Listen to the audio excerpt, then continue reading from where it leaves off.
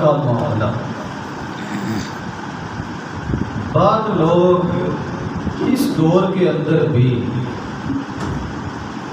زبان درازی بڑی کرتے ہیں. اللہ ان کو حیا عطا فرمائے، سمجھ عطا فرمائے. کہتے ہیں کہ دیکھو یزید تو اس میں شامل نہیں تھا، وہ تو دور بیٹھا ہوا تھا. ابن زیاد کرنے والا ہے، شمر کرنے والا ہے، ہولی کرنے والا ہے، سنان کرنے والا ہے، عمر بن سعد جرم کرنے والا ہے. یزید کو تو بڑا دکھ ہوا تھا. آئیے ایک دو باتیں سن کے آپ بھی اندازہ کر لیں گے کہ یزید کو دکھ ہوا تھا یا اس کو خوشی ہوئی.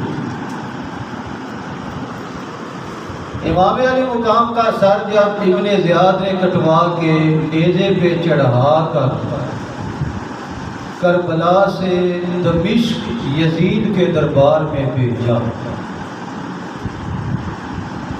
یزید کا دربار لگا ہوا ہے، سامنے ٹیبل پہ امام علی مقام کا سر انور رکھا جاتا ہے. روایت کے لفظ ہیں، میں اپنی طرف سے نہیں کر رہا بات. میں اگر سر میں بات کرنا چاہوں تو کر سکتا ہوں، لیکن اس میں جا کر بندہ ہوش گم کر بیٹھتا ہے. زبان قابو میں نہیں رہتی، لفظ آگے پیچھے نکل جاتے ہیں. سر انور سامنے ٹیبل پہ پڑا ہے. یزید کے ہاتھ میں چھڑی تھی. جالا ینبت بقدیبہ علی فیہ. امام علی مقام کے ہونٹوں پہ یزید بدبخت چھڑی مارنے لگا. حالانکہ جسم ساتھ نہیں، صرف سر پڑا ہوا کچوکے لگانے لگا، جسے کہتے ہیں نا اوچ مارنا. آپ کے ہونٹوں پہ ایسے اونچے مارنا اس نے چھڑی سے شروع کی. اب ذرا ایمان سے بتاؤ، کیا یزید کو خوشی تھی تو ایسے کر رہا تھا یا دکھ تھا؟ جسے دکھ ہو کیا وہ کٹے ہوئے سر سے اس طرح کرتا ہے؟ چھڑی لگانا تو دور کی بات، چھڑی کا اشارہ بھی نہیں بندہ کر سکتا.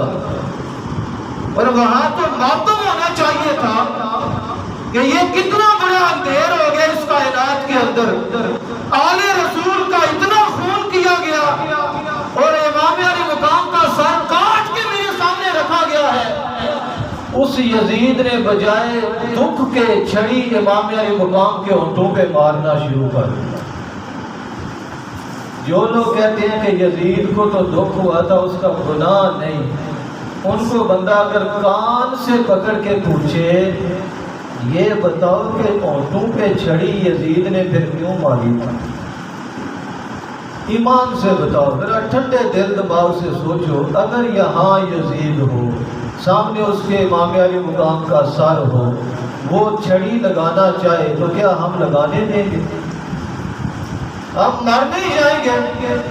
ہم کٹ تو سکتے ہیں، ہمارے لاشیں تو گر سکتے ہیں، لیکن ہم ایسی حرکت نہیں اسے کرنے دیں گے. تو یزید نے جب یہ عمل کیا، اس دربار میں ایک بوڑھے صحابی موجود تھے، لاغر تھے، بوڑھے تھے، کمزور تھے. اب سارا دربار ہے یزیدیوں کا بھرا ہوا، یزید کے ماننے والوں کا، اس کے خیر خواہوں کا، اس کے ہم نوالا اور ہم پیالہ لوگوں کا، اس کی بولی بولنے والوں کا. وہ بوڑھے صحابی کار تو کچھ نہیں سکتے تھے. بڑا دکھ ہوا کہ یہ چھڑی ہونٹوں پہ لگا رہا ہے. بڑا دکھ ہوا. کھڑے ہو گئے، کہنے لگے ارفع کذیبہ کا، اپنی چھڑی کو پیچھے ہٹا لے. واللہ لربما رأیت رسول اللہ صلی اللہ علیہ وسلم علی فیہ یلسمہ. کہا یزید بدطینت اپنی چھڑی پیچھے کر، میں اپنی آنکھوں سے دیکھتا تھا. ایک مرتبہ نہیں، دو مرتبہ نہیں، تین مرتبہ نہیں، میں نے بارہا مرتبہ دیکھا ہے. آج جن ہونٹوں میں تو چھڑی لگا رہا ہے رسول کائنات ان ہونٹوں کو چوما کرتے تھے، اور تو آج چھڑی لگا رہا ہے۔ اب اس ایک بات سے ذرا اندازہ کریں، کیا یزید سارے اس کام میں شامل تھا یا نہیں تھا؟ تو آج یزید کو رحمت اللہ علیہ کہہ سکتا ہے کوئی، یا کہنا چاہیے، یا اسے اچھا ماننا، یا اس کی بولی اور اس کے گیت گانا؟ اس دور میں ایسے لوگ اب شروع ہو چکے ہیں۔ حضرت ابو برزہ اسلمی ان صحابی کا نام تھا جو بوڑھے تھے، جنہوں نے یہ بات کر کے وہ دربار سے اٹھ کے جانے لگے، رہ نہ سکے، غش کھا گیا، کر کچھ نہیں سکتے تھے، بوڑھے تھے۔ جاتے جاتے ایک جملہ انہوں نے بولا، کہا یزید ذرا غور سے سننا میری بات، کل جب قیامت کا دن ہوگا، میدان حشر لگے گا، یزید یاد رکھنا تیری سفارش ابن زیاد کرے گا، اور یہ جو امام علی مقام کا سر پڑا ہوا ہے، ان کے سفارشی محمد عربی صلی اللہ علیہ وسلم ہوں۔ اتنی بات کر کے حضرت ابو برزہ سلمی رضی اللہ تعالیٰ عنہ اس دربار کو چھوڑ کر وہاں سے چلے گئے۔ دوسری بات، اس یزید کے دربار میں ایک اور معاملہ بھی ہوا، وہ یہ ہوا کہ جب اہل بیت کا وہ لٹا پٹا قافلہ پہنچا، سر نیزے پہ چڑھے ہوئے ہیں، امام زین العابدین ساتھ ہیں، اور یہ میں نے پہلے عرض کیا ہے نا کسی جمعے پہ کہ یہ بیمار تھے، امام علی مقام نے انہیں میدان میں جانے نہیں دیا، حالانکہ تیار یہ بھی ہو گئے تھے کہ میں بھی جاتا ہوں، شہید ہوتا ہوں۔ امام علی مقام نے کہا کہ نہیں، تم بیمار ہو، اور اصل حکمت یہ تھی کہ ان سے آگے حسینی نسل چل رہی تھی، وجہ یہ تھی۔ جب دربار میں یہ یزید کے سامنے اہل بیت کا قافلہ پہنچتا ہے، یزیدی سارے شامیوں کو بلاتا ہے اعلان کر کے، شام والوں کو۔ اب ذرا خود سوچئے، اگر میری ماں اور بیٹی کھڑی ہو، 2 یا 4 نوجوان ارد گرد کھڑے ہو، تو ہماری غیرت گوارا نہیں کرتی، ہمارے لیے ڈوب مرنے کا مقام ہوتا ہے۔ ہم ان لوگوں کو کہہ سکتے ہیں کہ بھائی راستہ چھوڑو یا سائڈ پہ کھڑے ہو جاؤ، یہاں سے ماؤں بہنوں نے گزرنا ہے۔ یزید کا دربار ہے اور ارد گرد سارے شامی، اوباش، قباش، بدمعاش، عجیب و غریب لوگ کھڑے ہیں۔ اس حالت میں حضرت سیدہ فاطمہ، سیدہ زینب کی یہ بہن ہے، یہ ابھی چھوٹی تھی بالکل، ایک شامی بدبخت آواز اٹھاتا ہے، اس نے ایسا جملہ بولا جسے سن کے کلیجہ منہ کو آتا ہے اور رونگٹے کھڑے ہو جاتے ہیں۔ سیدہ فاطمہ کی طرف انگلی کر کے کہنے لگا، یزید کو کہنے لگا، اے یزید یہ شہزادی مجھے دے دو، مجھے بخش دو۔ اب میں اس کے ساتھ کیا کروں گا یہ آپ سارے سمجھتے ہیں۔ برے ارادے سے اس نے یہ الفاظ بولے، کہنے لگا یزید یہ شہزادی مجھے دے دو۔ جب اس نے یہ آواز لگائی، جملہ کہا، سیدہ فاطمہ کیونکہ ابھی بچپن تھا، ڈر گئی، کانپ گئی، کانپتے ہوئے اپنی ہمشیرہ سیدہ زینب سے جا کے چمٹ جاتی ہے کہ نہ جانے اب کیا فیصلہ ہونے والا ہے، یہ شامی بدبخت مجھے مانگ رہا ہے۔ اپنی ہمشیرہ سے جب چمٹ جاتی ہیں، سیدہ زینب سلام اللہ علیہا، اللہ نے ان کو بڑی جرأت عطا فرمائی ہے۔ سلام ہو حضرت زینب کو، بڑی غیرت عطا کی ہوئی تھی۔ حضرت زینب سلام اللہ علیہا شیرنی کی طرح گرجتی ہیں، للکار کے اس یزیدی، اس شامی کو کہا اے شامی سن، تو کہہ رہا ہے کہ یہ میرے حوالے کی جائے، خبردار یہ شہزادی نہ تجھے مل سکتی ہے، نہ تخت پہ بیٹھے ہوئے اس یزید کو مل سکتی ہے۔ جب گرجدار آواز میں حضرت زینب نے یہ جملہ بولا، سارے دربار میں کپ کپی طاری ہو جاتی ہے. ایک عورت ذات اور اتنی جرأت کا مظاہرہ کر رہی ہے. حضرت زینب نے جب یہ جملہ بولا، اب ایمان سے بتاؤ، یزید بدبخت آگے سے کہنے لگا، تیش میں آ کر، غصے میں آ کر کہنے لگا، اے زینب میں جو چاہوں کر سکتا ہوں، میں چاہوں تو لے کر اس شامی کے حوالے کر سکتا ہوں، چاہوں تو میں اپنے پاس بھی رکھ سکتا ہوں. اب اس واقعہ سے ذرا کیا نتیجہ نکلا؟ کیا یزید اہل بیت کے قتل میں شامل تھا یا نہیں تھا؟ کیا اس کا کوئی گناہ نہیں تھا؟ ارے اگر ایک ماں بہن اس طرح دربار میں کھڑی ہو، ارد گرد باش نوجوان کھڑے ہو، تو بندہ برداشت نہیں کرتا. یہ تو اس خاندان کی بات پردہ عورتیں کھڑی ہیں جن کے نانا جان رسول عربی صلی اللہ علیہ وسلم اگر دشمن کی بیٹی بھی آ جاتی تھی ننگے سر، حضور اپنی کملی اتار کے اس کا سر ڈانپ دیا کرتے تھے. یہ تو اس خاندان کی عورتیں کھڑی ہیں دربار کے اندر. لہذا ان دو واقعات سے میں یہ سمجھانا چاہتا تھا کہ یہ جو زبان درازی کی جاتی ہے کہ یزید تو بڑی دور بیٹھا ہوا تھا، اس کا تو گناہ ہی نہیں، وہ تو امیر المومنین ہے، اسے تو رحمت اللہ علیہ کہنا چاہیے. اللہ معافی دے، خود بھی بچیں، اپنی نسلوں کو بھی ایسے ناسبی فکر لوگوں سے بچایا کریں. یہ تو تھے کربلا کے بعد کے واقعات. یزید کا اگلا کارنامہ ابھی میں شروع کرنے والا ہوں. یزید بدبخت کے اس کام کے بعد مدینہ والوں نے اعلان کر دیا کہ ہم یزید کی بیعت توڑتے ہیں. اور بیعت توڑی کس طرح گئی؟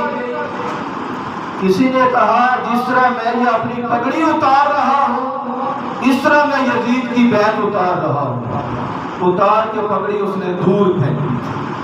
کہا جس طرح پگڑی میں نے سر سے اتار دی، سن لو میں نے یزید کی بیعت بھی اتار دی.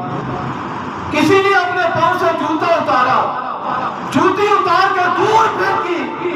کہا جس طرح میں نے جوتا اتار کے پھینک دیا ہے، سن لو میں یزید کی بیعت بھی اسی طرح اتار کے پھینکتا ہوں.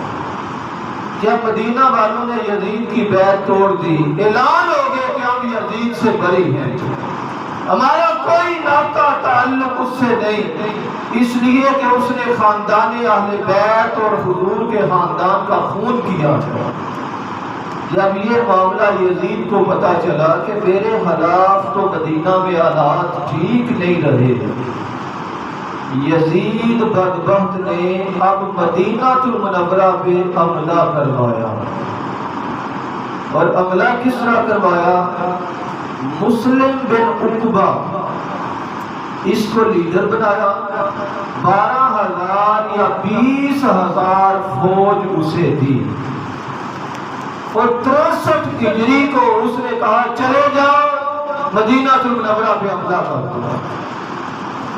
اب مدینہ المنورہ جو ہمارے دلوں کی دھڑکنوں میں بستا ہے، جس کا نام آ جائے تو ہمارا کلیجہ ٹھنڈا ہو جاتا ہے، مدینہ المنورہ، جسے ہم صرف مدینہ نہیں مدینہ منورہ کہتے ہیں. اس مدینہ المنورہ پہ بھی یزید نے حملہ کروانے کے لیے فوج بھیج دی. اب وہ فوج جب مدینہ المنورہ آتی ہے، آ کے کیا کیا گل کھلائے، یہ سن کے ہاتھ کانوں کو جاتے ہیں، بندہ توبہ توبہ کرتا ہے. حاضرین، یزید کے حکم سے، اس کی اجازت سے اور اس کے اشارے سے یہ کیا گیا. اس یزیدی 12,000 یا 20,000 فوج نے آ کر مسجد نبوی کے اندر مسجد کے ستونوں کے ساتھ گھوڑے باندھ دیے. جو حضرات دیکھ کے آئے ہیں مسجد نبوی، انہیں پتا ہے وہ کتنی تقدس معاف جگہ ہے، کتنی عزت والی جگہ ہے، جس کا ایک ایک ذرہ بڑے احترام والا ہے، جس کی ہاتھ کو ہم ہاتھ شفا کہتے ہیں. مدینہ المنورہ کی گلیوں میں نہیں، مسجد نبوی کے اندر، مسجد نبوی کے ستونوں کے ساتھ گھوڑے باندھے گئے، اور پھر حضور کے منبر اور حضور کی قبر مبارک کے درمیان گھوڑے باندھے گئے، اور وہ جگہ منبر اور قبر مبارک کے درمیان جو جگہ ہے وہ ریاض الجنہ ہے، ریاض الجنہ وہاں گھوڑے باندھے گئے، اور تاریخ گواہ ہے، یہ تاریخ کے الفاظ آپ کو سنا رہا ہوں، ان گھوڑوں کی نیند اور ان کے پیشاب کے چھینٹے اور قطرات منبر رسول پہ پڑتے رہے۔ یہ یزید کا کارنامہ ہے، اور اس سے اگلی بات یزید نے اجازت دی، کہا 3 دن مدینہ تمہارے اوپر مباح ہے، جو مرضی ہے مدینہ میں کرو، لوگوں کو قتل کرنا ہے تو عام اجازت، کسی کا مال لوٹنا ہے تو عام اجازت، کسی کی عصمت اور عزت کو ڈاکہ ڈالنا ہے تو عام اجازت۔ ان 3 دنوں میں کیا کیا ہوا؟ 10,000 سے زیادہ شہادتیں ہوئی، 700 صحابہ کرام شہید ہوئے تھے، اور ایک بات ایسی ہے جسے میرا دل تو نہیں کرتا بیان کروں، لیکن نہ کروں تو پھر بھی انصاف نہیں۔ ابن کثیر لکھتے ہیں، حَبَلَتْ أَلْفُ امْرَأَةٍ فِي تِلْكَ الْأَيَّامِ مِنْ غَيْرِ زَوْجٍ۔ ان 3 دنوں میں یزیدی فوج نے اتنا اودم مچایا، اتنی بدمعاشی کی، مدینہ کی پارسا پاک دامن 1000 عورت حملہ ہو گئی۔ یہ یزید کا کارنامہ ہے۔ لوگ تو کربلا کا ذکر صرف شہادت امام علیہ مقام کا کر دیتے ہیں، آگے یہ واقعہ سناتے ہی نہیں۔ جب مدینہ المنورہ سے بھی جی نہ کرا، یزید کا پھر آڈر آ گیا، کہا اب رخ کرو مکہ المکرمہ کی طرف۔ مکہ المکرمہ میں فوج گئی، وہاں کعبہ اللہ کے اوپر منجینت سے انہوں نے پتھر برسائے۔ منجینت اس دور کی مشین ہے جس میں پتھر ڈال کے پھینکے جاتے ہیں۔ کعبہ اللہ کو سنگباری کی گئی، پتھر برسائے گئے، آتشگیر مادہ کعبہ میں پھینکا گیا، غلاف کعبہ بھی جل گیا، کعبہ کا چھت بھی جل گیا۔ اور پھر ایک نقصان یہ بھی ہوا، آپ نے سنا ہے نا بڑی عید کے موقع پہ حضرت اسماعیل کو جب حضرت ابراہیم ذبح کرنے لگے تھے، چھری تیار تھی بلکہ چل پڑی تھی، تو مینڈا کہاں سے اللہ نے بھیجا تھا؟ کہاں سے بھیجا تھا اللہ نے؟ جنت سے مینڈا آیا تھا۔ اس مینڈے کو حضرت اسماعیل کی جگہ فدیہ کے طور پہ قربان کیا گیا۔ اس مینڈے کے، اس دمبے کے جو سینگ تھے، سینگ وہ کعبہ اللہ کے اندر لٹکائے گئے تھے۔ جب یزیدی فوج نے یہ ظلم کیا، کعبہ کی چھت تباہ ہوئی، وہ سینگ جو جنتی مینڈے کے سینگ تھے وہ بھی اس حملے میں جل گئے۔